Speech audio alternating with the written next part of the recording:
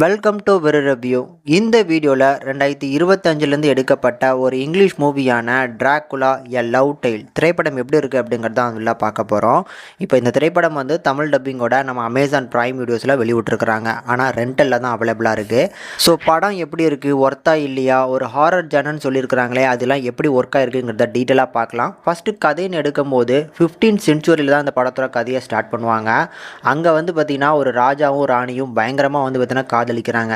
அந்த நேரத்தில் வந்த ஒரு போர் காரணமாக ராணியை விட்டுட்டு ராஜா வந்து பார்த்தீங்கன்னா போரில் கலந்துட்டு அந்த போரையும் வந்து பார்த்தீங்கன்னா ஜெயிச்சுட்டு திரும்பி வராரு. அப்போது ராணிக்கு ஒரு பெரிய பிரச்சனைனால அந்த பிரச்சனையில் வந்து பார்த்தீங்கன்னா ராணி இறந்து போயிடுறாங்க. கடவுள் தன் மனைவியை வந்து காப்பாற்ற முடியாதனால கடவுள் மேலே வந்து பார்த்தீங்கன்னா ஒரு சில விஷயங்கள் பண்ண அதனால சபிக்கப்படுறாரு நம்ம கதாநாயகன்.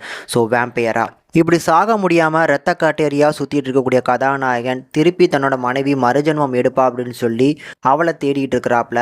அந்த தேடுதலோட முடிவில் கடைசியாக அவளோட மனைவியை வந்து பார்த்தீங்கன்னா மறுஜன்மம் எடுக்கப்பட்டு அவங்கள பார்த்தாங்களா இல்லையா, திருப்பி அவங்க ரெண்டு பேரும் சேர்ந்தாங்களா இல்லையா அப்படிங்கிற ஒரு லவ் ட்ராமாவாக வந்து பார்த்தீங்கன்னா இந்த படத்தை எடுத்திருப்பாங்க.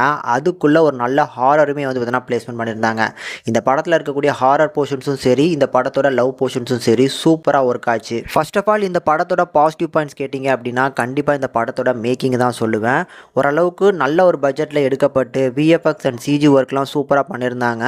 ஹாரர் போர்ஷன்ஸுக்கு வந்து பார்த்திங்கன்னா ஸோ அந்த வேம்பையர் கான்செப்ட் எடுத்துக்கிட்டாலே அதுக்குன்னு ஒரு சில விஷயங்கள்லாம் தேவைப்படும்ல, அது எல்லாமே இந்த படத்தில் ப்ராப்பராக ஹேண்டில் பண்ணியிருந்தாங்க. இதில் குறிப்பிட்ட ஒரு சில விஷயங்கள் சொல்லணும் அப்படின்னா ஸோ பல நூறு வருஷங்களாக சாகாமல் இருக்கக்கூடிய அந்த வேம்பையரை காட்டக்கூடிய அந்த இன்ட்ரோ சூப்பராக இருக்கும். அவரோட அந்த மேக்கப்பு, அந்த லுக்கு, இது எல்லாமே வந்து பார்த்திங்கன்னா தத்துருவமாக சூப்பராக பண்ணியிருந்தாங்க. இதை தாண்டி பெர்ஃபார்மன்ஸ் எடுத்துக்கிட்டோம் அப்படின்னா so hero and heroine so இவங்க ரெண்டரோட பர்ஃபார்மன்ஸ் நல்லாயிருக்கும். ஹீரோயினுக்கு நடுவில் ஒரு சில இடங்களில் வந்து பார்த்தீங்கன்னா அவங்களுக்கு ஸ்பேஸ் இல்லை அப்படின்னாலும் திருப்பி என்ட்ரி கொடுப்பாங்க.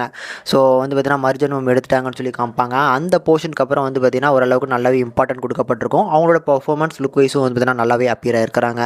மொத்தத்தில் ஒரு நல்ல படம். என்னை கேட்டால் எல்லாருமே கண்டிப்பாக ஒரு ஒன் டைம் இந்த படத்தை தாராளமாக ட்ரை பண்ணி பார்க்கணும் அப்படின்னு தான் நான் சொல்லுவேன். அதனால் தாராளமாக ட்ரை பண்ணி பாருங்கள். தமிழ் டப்பிங் அருமையாக வந்திருக்குங்க.